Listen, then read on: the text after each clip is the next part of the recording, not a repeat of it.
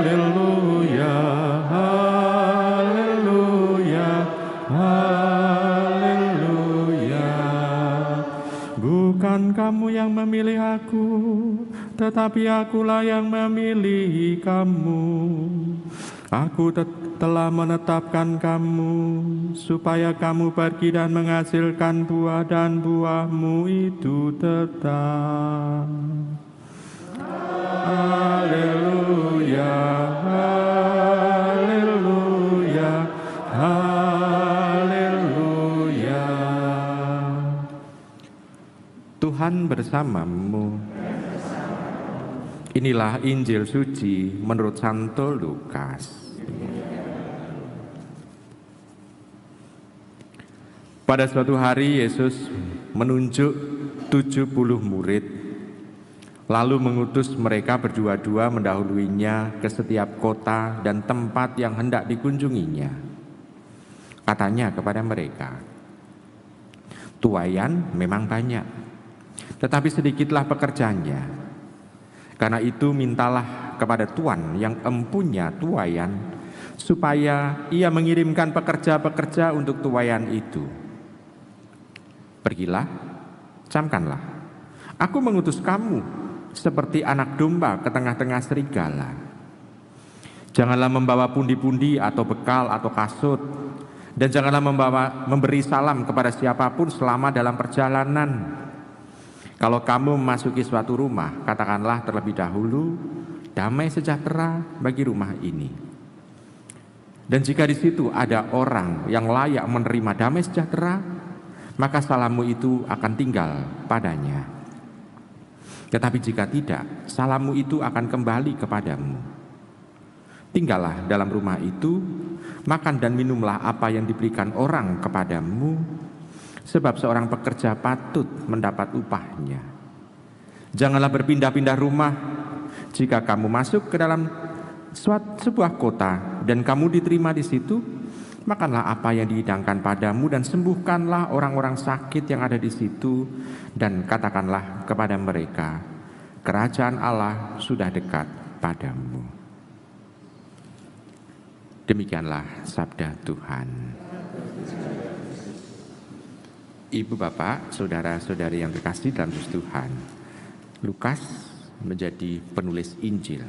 Kata Injil sebetulnya dari bahasa Arab, dan di situ menerjemahkan kata evangelion.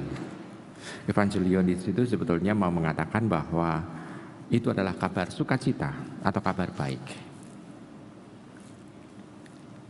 Nah, pada bacaan Injil hari ini kita bisa melihat di sana Tuhan menyuruh muridnya untuk memberikan salam yang khas, yaitu damai sejahtera bagi rumah ini. Bukankah itu juga kabar sukacita bagi penghuni rumah yang didatangi oleh para murid Tuhan yang diutus oleh Tuhan? Lalu setelah hidup di situ baru tampak apa yang menjadi isi pewartaan damai sejahtera, atau yang menjadi sumber untuk damai sejahtera itu, yakni kerajaan Allah sudah dekat padamu, atau kerajaan Allah sudah datang. Dari situ menjadi tampak bahwa isi Injil sebetulnya adalah kerajaan Allah itu sudah datang. Karena dengan kehadiran Tuhan Yesus, kerajaan Allah itu sudah datang.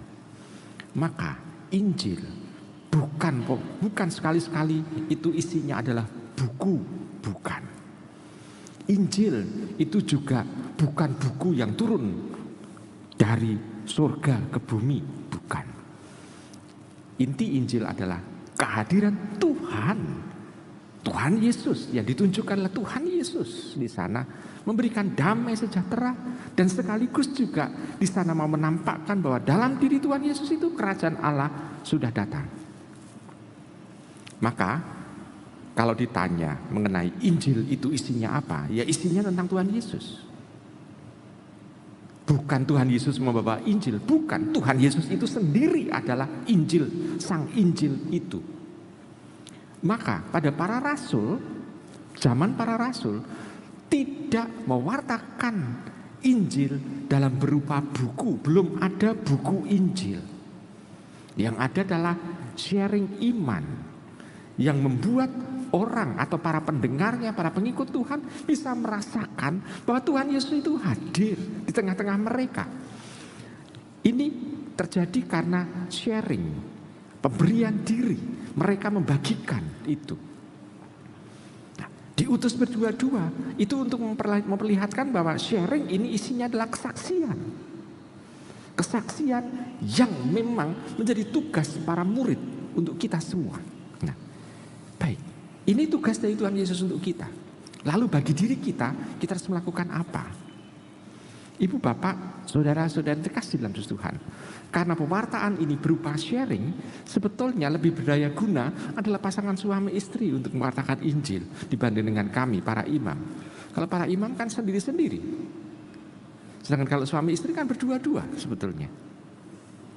Berarti memang kita bisa melihat menjadi suami istri, jadi keluarga itu sebetulnya menanggung satu peran, yaitu tidak hanya mewartakan bahwa hidup berkeluarga itu saling membahagiakan satu sama lain, tidak, tetapi juga mempunyai tugas khusus, yakni mewartakan Tuhan, memberikan kesaksian bahwa Tuhan hidup dalam keluarga panjenengan semua.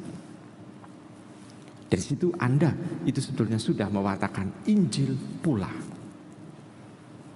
Ibu, bapak, saudara-saudara terkasih. Nah, kalau kita itu bisa melihat di sana, kalau ini menjadi satu kesaksian untuk mewartakan Injil kepada banyak orang, berarti kita tinggal untuk menambah pengetahuan mengenai sang sumber Injil itu, yakni Tuhan Yesus. Maka kalau kita baru sedikit bisa ngerasani Tuhan Yesus kepada banyak orang, maka kita harus mencari dari sumbernya, yakni membaca buku Injil itu. Supaya kita diperkaya, diperkuat untuk bisa ngerasani Tuhan Yesus, men-sharingkan apa yang Anda rasakan mengenai Tuhan Yesus dalam kehidupan kepada semua orang.